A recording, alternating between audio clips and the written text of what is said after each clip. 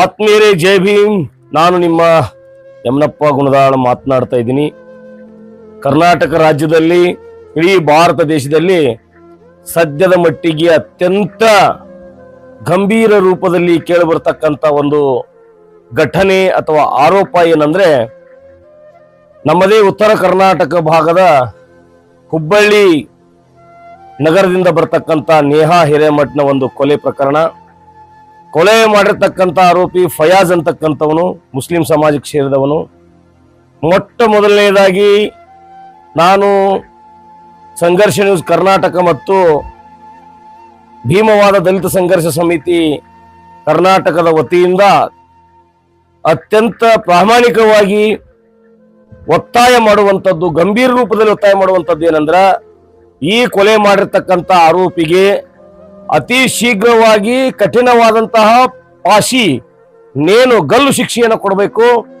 ಇಲ್ಲವಾದಲ್ಲಿ ಹೊಸ ಕಾನೂನನ್ನು ತಂದು ಇಂಥವರನ್ನ ಎನ್ಕೌಂಟರ್ ಮಾಡುವ ಮೂಲಕ ಮುಗಿಸ್ಬೇಕು ಅನ್ನುವಂತ ಒತ್ತಾಯವನ್ನ ಮಾಡ್ತಾ, ಇವತ್ತು ಈ ಪ್ರಕರಣ ಯಾವ್ಯಾವ ತಿರುವನ್ನ ಪಡಿತಾ ಇದೆ, ಬಿಜೆಪಿ ಅನ್ನುವಂತ ಒಂದು ಪಕ್ಷ, ಹಿಂದುತ್ವದ ಪರವಾಗಿರುವಂತಹ ಸಂಘಟನೆಗಳಿದನ್ನ ಯಾವ್ಯಾವ ದಿಕ್ಕಿಗೆ ಒಯ್ತಾ ಇದ್ದಾರೆ ಅನ್ನೋದ್ರ ಬಗ್ಗೆ ಒಂದೆರಡು ಮಾತುಗಳನ್ನ ನೀವು ಮುಂದೆ ಹಂಚಿಕೊಳ್ಳಬೇಕಂತೇಳಿ ನಾನು ಬಂದಿದ್ದೀನಿ. ಮೊದಲನೇ ಒತ್ತಾಯ ನಿಮ್ಗೆ ಹೇಳಿದ್ದೇನೆ, ಕೊಲೆ ಮಾಡೋರಾಗಿರ್ಲಿ, ರೇಪ್ ಮಾಡೋರಾಗಿರ್ಲಿ, ಅಥವಾ ಸಮಾಜಕ್ಕೆ ದ್ರೋಹ ಮಾಡೋರಾಗಿರ್ಲಿ, ಅವರು ಯಾರೇ ಆಗಿದ್ರು ಕೂಡ ಅವರಿಗೆ ಕಾನೂನಾತ್ಮಕವಾಗಿರ್ತಕ್ಕಂಥ ಶಿಕ್ಷೆ ಆಗುವಂಥದ್ದು, ಆಗಲೇಬೇಕಾಗಿರುವಂಥದ್ದು ನಮ್ಮ ಒಂದು ನಿರ್ಣಯ, ನಿರ್ಧಾರ ಮತ್ತು ಈ ದೇಶದ ಕಾನೂನು ಕೂಡ ಅದನ್ನೇ ಬಯಸ್ತದೆ. ಅದನ್ನು ಮಾಡಲೇಬೇಕು ಪೊಲೀಸರು, ಅದನ್ನು ನ್ಯಾಯಾಂಗ ವ್ಯವಸ್ಥೆ ಮಾಡಬೇಕು ಮತ್ತು ರಾಜ್ಯ ಸರ್ಕಾರ ಕೂಡ ಇದರ ಒಳಗಡೆ ಒಳನುಸುಳಿಕೆ ಮಾಡಿ ಇಂಥವರಿಗೆ ಗಲ್ಲು ಶಿಕ್ಷೆನೋ ಅಥವಾ ಅವರ ಮೇಲೆ ಎನ್ಕೌಂಟರ್ ಮಾಡಿ ಏನಾದರೂ ಅವ್ರನ್ನ ಬಿಸಾಕ್ಬೇಕು ಅನ್ನುವಂತ ಒತ್ತಾಯವನ್ನ ಮಾಡ್ತಾ, ಇವತ್ತು ಯಾರಿವರು ಪ್ರಿಯಾ ಸೌಡಿ ಅಂತಕ್ಕಂಥ ಒಬ್ಬ ಯೂಟ್ಯೂಬ್ ನಲ್ಲಿ ಅನೇಕ ಚಲನಚಿತ್ರಗಳಲ್ಲಿ ಆಕ್ಟ್ ಮಾಡ್ತಾಳ ಆ ಸಹೋದರಿ, ಬಹಳ ಏನು ಆಕ್ರೋಶ ಭರಿತವಾಗಿ ನಾವೇನು ಬುರ್ಕ ಹಾಕೋಬೇಕೇನು, ನಮ್ಮ ಕುಂಕುಮವನ್ನು ಅಳಿಸ್ತಾರೆ ಇವರೆಲ್ಲ, ಏನೇನೋ ಇನ್ನೂ ಅನೇಕ ಒಂದು ಪ್ರಚೋದನಕಾರಿಯ ಮಾತುಗಳನ್ನು ಆಕ್ರೋಶ ಭರಿತವಾಗಿ ಹೊರ ಹಾಕಿರ್ತಾರೆ. ಅದ್ರ ಜೊತೆಗೆ ಆಕೆಯನ್ನ ಬಹಳಷ್ಟು ವಿಜೃಂಭಣೆಗೊಳಿಸುವಂಥದ್ದು, ಬಹಳಷ್ಟು ಆಕೆಯ ವಿಡಿಯೋನ ವೈರಲ್ ಮಾಡ್ತಕ್ಕಂಥದ್ದನ್ನ ಸೋಷಿಯಲ್ ಮೀಡಿಯಾಗಳಲ್ಲಿ ನೋಡ್ತಾ ಇದ್ದೀವಿ. ಅದರ ಕುರಿತು ಈ ಪ್ರಿಯಾ ಸೌಡಿ ಅಂತಕ್ಕಂಥ ಒಬ್ಬ ಯುವತಿ, ಈಕೆ ಹಿನ್ನೆಲೆಯನ್ನ ನೋಡಿದ್ರ ಆಕೆ ತಂದೆ ಭಾರತದ ಸೈನ್ಯದಲ್ಲಿ, ಮಿಲಿಟರಿಯಲ್ಲಿ, ಭಾರತದ ಸೇನೆಯಲ್ಲಿ ಕೆಲಸ ಮಾಡಿ ಬಂದಿರತಕ್ಕಂಥವ್ರು. ಆ ಪ್ರಿಯಾ ಸೌಡಿ ಸಹೋದರಿಗೆ ಬಹಳ ವಿನಮ್ರತೆಯಿಂದ, ಪ್ರೀತಿಯಿಂದ ನನ್ನ ತಂಗಿಯಾಗಿ ಆಕೆಗೆ ನಾನು ಪ್ರಶ್ನೆ ಕೇಳ್ತೀನಿ. ನಮ್ಮ ಭಾರತ ದೇಶದ ಮಣಿಪುರದಲ್ಲಿ ದೇಶಕ್ಕಾಗಿ ಪ್ರಾಣ ತ್ಯಾಗ ಮಾಡುವಂತಹ, ದೇಶಕ್ಕಾಗಿ ತನ್ನ ಜೀವವನ್ನೇ ಒತ್ತೆ ಇಟ್ಟಿರುವಂತಹ ಒಬ್ಬ ಸೈನಿಕನ, ಹಿಂದೂ ಸೈನಿಕನ ಹೆಂಡತಿಯನ್ನ, ಭಾರತದಲ್ಲಿರ್ತಕ್ಕಂಥವರೆಲ್ಲ ಹಿಂದೂಗಳೇ, ಒಬ್ಬ ಸೈನಿಕನ ಹೆಂಡತಿಯನ್ನ ಬೆತ್ಲೆ ಮಾಡಿದ್ರಲ್ಲಮ್ಮ, ಬೆತ್ಲೆ ಮೆರವಣಿಗೆ ಮಾಡಿದ್ರಲ್ಲಮ್ಮ, ಅವಾಗ ನಿಮ್ಮ ಬಾಯಿಗೆ ಏನಾಗಿತ್ತು? ಯಾಕೆ ನೀವು ಧ್ವನಿ ಎತ್ತಲಿಲ್ಲ? ಯಾಕೆ ಬೀದಿಗಿಳಿಲಿಲ್ಲ?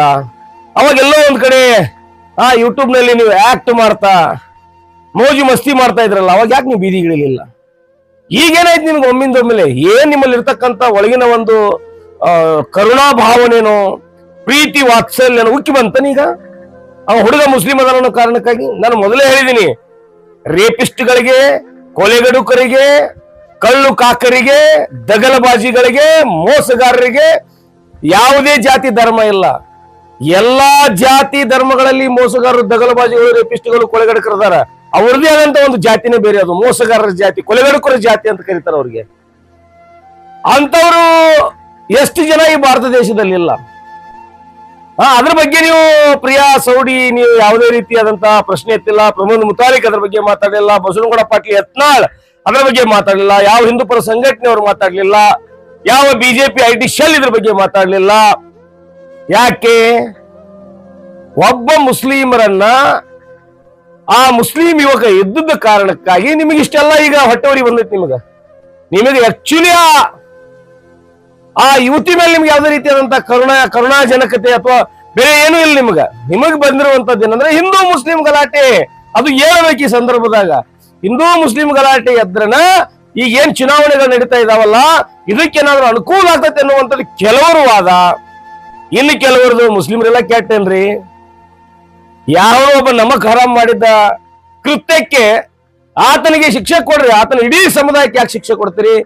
ಹಂಗಾದ್ರೆ ನಾನು ಕೇಳ್ತೀನಿ, ಈಗ ಧರ್ಮಸ್ಥಳ ಕರ್ನಾಟಕದ ಒಂದು ಹೆಸರಾಂತ ಧಾರ್ಮಿಕ ಕೇಂದ್ರ, ಧರ್ಮಸ್ಥಳದ ಸೌಜನ್ಯ ಪ್ರಕರಣ ಏನಾಯ್ತು? ವರ್ಷಗಳು ಉರುಳಿ ಹೋಗ್ತಾ ಇದಾವ, ದಿನಗಳು ಉರುಳಿ ಹೋಗ್ತಾ ಇದಾವ. ಸೌಜನ್ಯಳನ್ನ ರೇಪ್ ಮಾಡಿದವ್ರು ಯಾರಂತ ಎಲ್ಲರಿಗೂ ಗೊತ್ತೈತಿ. ಆದರೂ ಯಾಕೆ ಅವ್ರ ಮೇಲೆ ಕ್ರಮ ಆಗ್ತಾ ಇಲ್ಲ? ಅದ್ರ ಬಗ್ಗೆ ಈ ಎಲ್ಲ ಇವತ್ತೇನು ಇಷ್ಟೆಲ್ಲ ಬೊಬ್ಬೆ ಹೊಡಿತಾ ಇದ್ರ, ನೀವೆಲ್ಲ ಏನ್ ಅದಕ್ಕೆ ಯಾಕೆ ಹೋರಾಟ ಮಾಡ್ಲಿಲ್ಲ? ಯಾಕೆ ಮಾಡ್ತಾ ಇಲ್ಲ ಹೋರಾಟ? ಅದೆಲ್ಲ ಇಲ್ಲೇ ಪಕ್ಕದಲ್ಲಿ ಬಿಜಾಪುರದ ದಾನಮ್ಮನ ಕೊಲೆ ಮಾಡಿದ್ದು ಎಬಿವಿಪಿ ಮತ್ತು RSS ಗೆ ಸಂಬಂಧಪಟ್ಟಂತ ಹಿಂದೂ ಯುವಕರು ದಲಿತ ಯುವತಿ ದಾನಮ್ಮಳನ್ನ ರೇಪ್ ಮಾಡಿದ್ರು. ಯಾಕೆ ನೀವು ಮಾತಾಡ್ಲಿಲ್ಲ? ಉತ್ತರ ಪ್ರದೇಶದಲ್ಲಿ ಮನುಷ್ಯ ವಾಲ್ಮೀಕಿ ಅಂತಕ್ಕಂಥವ್ರನ್ನ ಅಲ್ಲಿ ಠಾಕೂರ್ ಜನಾಂಗ ಬಂದು ರೇಪ್ ಮಾಡಿ ಕೊಲೆ ಮಾಡಿದ್ರು. ಇಡೀ ದೇಶ ಮಮ್ಮಲ ಮರಿಗಿತು. ಅವಾಗ ನೀವ್ಯಾರು ಯಾಕೆ ಮಾತಾಡ್ಲಿಲ್ಲ? ಅದಲ್ಲದೇನೆ ಅನೇಕ ಮುಸ್ಲಿಂ ಯುವತಿಯರನ್ನ, ಒಬ್ಬ ಪ್ರದೀಪ್ ಅನ್ನುವಂತ ಯುವಕ ಒಬ್ಬ ಮುಸ್ಲಿಂ ಯುವತಿಯನ್ನ ಆತ ವಿವಾಹಿತನಾಗಿದ್ರು, ಆಕೆನ ಮದುವೆ ಒತ್ತಾಯ ಮಾಡ್ತೀವಿ, ಕೊಲೆ ಮಾಡ್ತಾನೆ, ಸುಟ್ಟಾಕ್ತಾನೆ. ಅದ್ರ ಬಗ್ಗೆ ನೀವು ಯಾರು ಮಾತಾಡೋದಿಲ್ಲ. ನಾನು ದಯವಿಟ್ಟು ವಿಡಿಯೋ ಮಾಡ್ಲಿಕ್ಕೆ ಒಂದು ಕಾರಣ ಇದೆ. ನಾನು ಮೊದಲೇ ಹೇಳಿದ ಹಾಗೆ ಕೊಲೆಗಡುಕರು, ರೇಪಿಸ್ಟ್ಗಳು, ದಗಲಬಾಜಿಗಳು, ಕಳ್ಳತನ ಮಾಡುವವರು, ಮೋಸಗಾರರು, ವಂಚಕರು ಎಲ್ಲ ಧರ್ಮ ಎಲ್ಲ ಜಾತಿಯಲ್ಲಿ ಇದ್ದಾರ. ಅವ್ರು ಇದಾರನ್ನೋ ಕಾರಣಕ್ಕಾಗಿ ಇಡೀ ಸಮುದಾಯವನ್ನ ನೀವು ಟಾರ್ಗೆಟ್ ಮಾಡುವಂತದ್ದು ನಿಮ್ಮ ಮನಸ್ಥಿತಿಯನ್ನ ಸರಿಯಾಗಿ ಚೆಕ್ ಮಾಡಿಸ್ಕೊಳ್ಳಿ. ನೀವೆಲ್ಲ ಮಾನಸಿಕ ಸ್ಥೀಮಿತವನ್ನ ನೀವು ಕಳ್ಕೊಂಡ್ಬಿಟ್ಟಿದ್ದೀರಿ.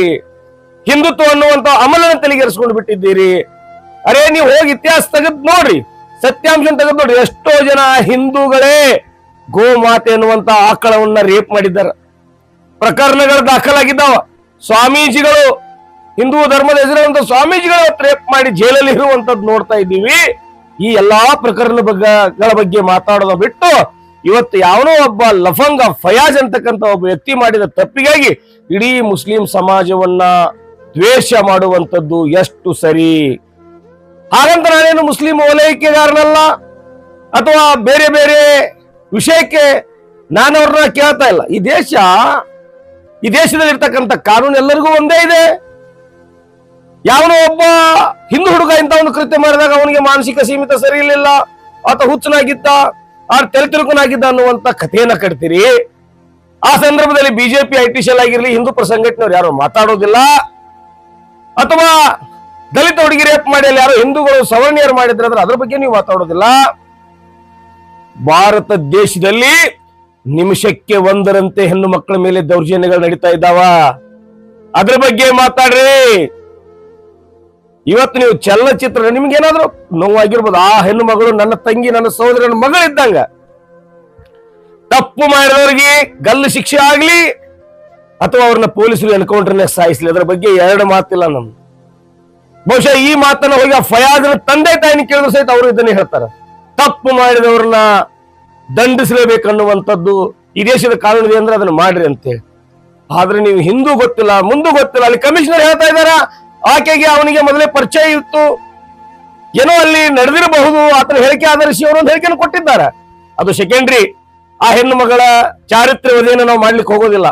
ಆದ್ರ ಪ್ರಮೋದ್ ಮುತಾಲಿಕ್ ಹೇಳಿಕೆ, ಪ್ರಿಯಾ ಸೌದಿ ಅವರ ಹೇಳಿಕೆ, ಇನ್ನಿತರ ಬಿಜೆಪಿ ಅಥವಾ ಕಾಂಗ್ರೆಸ್ನವರ ಹೇಳಿಕೆಯನ್ನ ನೋಡಿದ್ರ ಬಹುಶಃ ಇಡೀ ಜಗತ್ತ ಕತ್ತರಿಸಿಕೊಂಡು ಇಡೀ ಭಾರತ ದೇಶದೊಳಗ ಮೊದಲನೇ ಪ್ರಕರಣ ಏನೋ ಇದು ಕೊಲೆ ಮಾಡಿರುವಂತದ್ದು ಅನ್ನುವಂಥದ್ರ ಮಟ್ಟಿಗೆ, ಅಷ್ಟರ ಮಟ್ಟಿಗೆ ಇದನ್ನ ಪ್ರಚಾರಕ್ಕೆ ತಂದು ಏನೇನೋ ತಲೆ ಒಳಗಡೆ ಹಾಕೊಂಡು ನೀವು ನೋಡ್ರಿ ಸರ, ಯಾರವರು ಬಿಜೆಪಿಯ ಮುಖಂಡರುಗಳ ಮುಂದೆ ಅವರ ತಂದೆ ಬೇಡ್ಕೊಳ್ಳುವಂತದ್ದನ್ನೆಲ್ಲ ನೋಡಿದ್ರ ಇದು ಏನೋ ಇದ್ರ ಹಿಂದೆ ಒಂದು ಕೈವಾಡ ಇದೆ.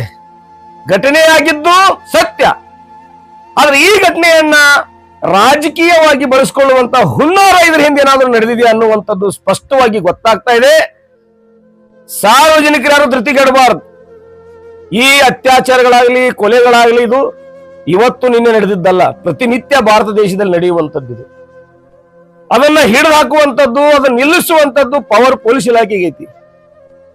ಆದ್ರೆ ಅವ್ರಿಷ್ಟೆಲ್ಲ ಪೊಲೀಸ್ ಇಲಾಖೆಯವರು ಕ್ರಮವನ್ನು ತೆಗೆದುಕೊಂಡ್ರು. ಕೆಲವೊಂದಿಷ್ಟು ಜನ ಇಂತಹ ಕೃತ್ಯಗಳನ್ನು ಮಾಡ್ತಾ ಇರ್ತಾರೆ. ಅವರಿಗೆ ತಕ್ಕ ಪಾಠ ಪೊಲೀಸ್ ಇಲಾಖೆ ಮತ್ತು ನಮ್ಮ ದೇಶದ ಕಾನೂನು ವ್ಯವಸ್ಥೆ ಮಾಡ್ತದ. ಆದರೆ ಈ ಘಟನೆಯನ್ನ ಈ ಸಂದರ್ಭದಲ್ಲಿ ಈ ರೀತಿ ದುರ್ಬಳಕೆ ಮಾಡಿಕೊಂಡು ಇಡೀ ಮುಸ್ಲಿಂ ಸಮಾಜವನ್ನ ಬುರ್ಕಾ ಬಗ್ಗೆ ಮಾತಾಡ್ತೀಯಲ್ಲಮ್ಮ ನೀನು ಪ್ರಿಯಾ ಸೋಡಿ. ನಿನಗೆ ಯಾರಾದ್ರೂ ಮುಸ್ಲಿಮರು ಬಂದು ಬುರ್ಕಾ ಹಾಕೊಳ್ಳಮ್ಮ ಅಂತ ಹೇಳಿದ್ರ? ಅಥವಾ ನಿಮ್ಮ ಯಾರೋ ಹಿಂದೂ ಕಾರ್ಯಕರ್ತ ಬುರ್ಕಾ ಹಾಕಿಕೊಂಡು ಅಲ್ಲಿ ಅನಾಚಾರ ಅತ್ಯಾಚಾರ ಮಾಡಿದ ಪ್ರಕರಣಗಳು ಸಾಕಷ್ಟು ಇದಾವಲ್ಲ, ಅದ್ರ ಬಗ್ಗೆ ಅವಾಗ ನೀನು ಮಾತಾಡ್ಬೇಕಾಗಿತ್ತು. ಯಾಕೆ ಮಾತಾಡ್ಲಿಲ್ಲ ನೀವು? ಮಾತಾಡೋದಿಲ್ಲ ನೀವು ಆ ಸಂದರ್ಭದಾಗ. ಯಾಕಂದ್ರೆ ನಿಮಗ ಕೇವಲ ಮಾತ್ರ ಅಮಾಯಕ ಮುಸ್ಲಿಮರೇ ಟಾರ್ಗೆಟ್, ನಿಮಗೆ ದಲಿತರೇ ಟಾರ್ಗೆಟ್.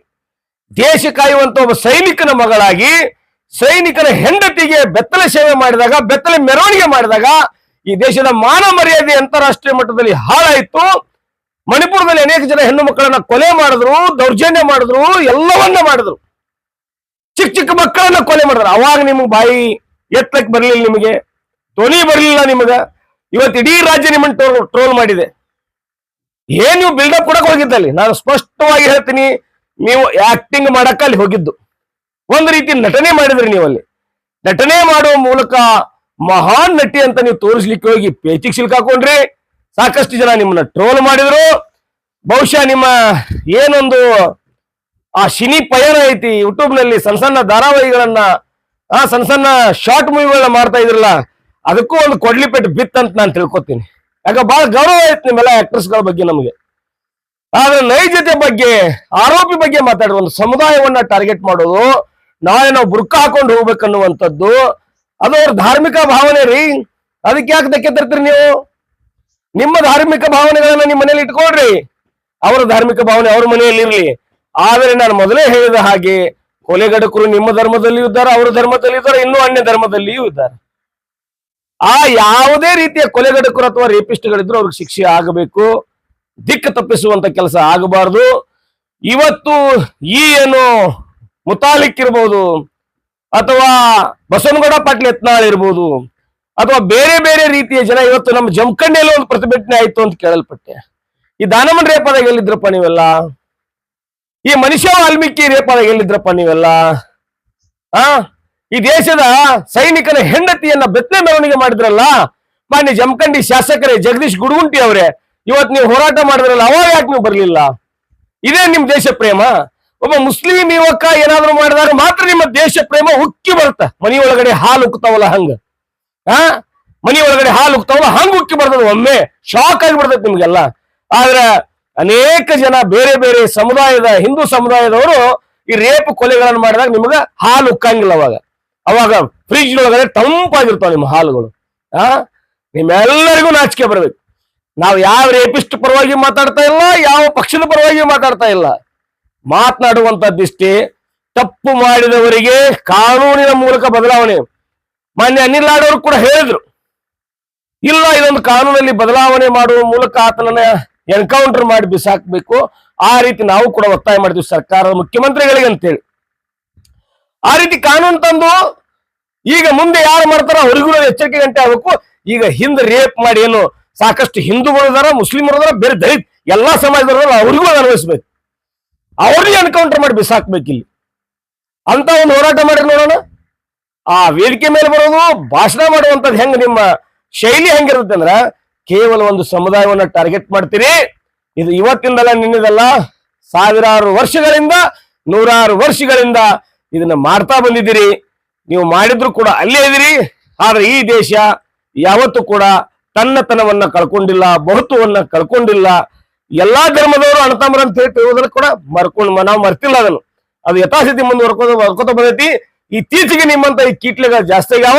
ಅದಕ್ಕೂ ಇನ್ನು ಬರುವಂತ 2024 ಚುನಾವಣೆ ಒಳಗೆ ಜನ ನಿಮ್ಮ ಬುದ್ಧಿ ಕಲಿಸ್ತಾರ ಅನ್ನುವಂತ ಮಾತನ್ನ ಹೇಳಿ, ಆ ಏನು ನನ್ನ ಸಹೋದರಿ, ನನ್ನ ಮಗಳು, ಭಾರತದ ಹೆಣ್ಣು ಮಗಳ ನೇಹಾ ಹಿರೇಮಟ್ಟಿಗೆ ನ್ಯಾಯ ಸಿಗಬೇಕು. ಆಕೆ ಜೀವವಂತ ನಾವು ವಾಪಸ್ ಕೊಡಕ್ಕಾಗಲ್ಲ. ಬಟ್ ಸರ್ಕಾರ ಆ ಏನು ಫಯಾಜ್ ಅಂತಕ್ಕಂಥ ಒಬ್ಬ ನಾಲಾಯಕ ರೇಪ್ ಮಾಡಲ್ಲ, ಅವನ್ನ ಎನ್ಕೌಂಟರ್ ಮಾಡುವ ಮೂಲಕ ಆಕೆ ತಂದೆ ತಾಯಿಗೆ ಒಂದು ಸಣ್ಣ ಒಂದು ನೆಮ್ಮದಿ ಸಿಗುವಂಗ ಮಾಡಬೇಕು. ಇದರ ಮಧ್ಯೆ ಜಾತಿ ಧರ್ಮದ ಬಗ್ಗೆ ಬೆಂಕಿ ಹಚ್ಚುವಂತ ನಾಲಾಯಕರಿಗೆ ಧಿಕ್ಕಾರ ಇರ್ಲಿ ಅಂತ ಹೇಳ್ತಾರೆ. ನನ್ನ ಮಾತು ವಿರಾಮ ಮಾಡ್ತೀನಿ. ಧನ್ಯವಾದಗಳು. ಜೈ ಭೀಮ್.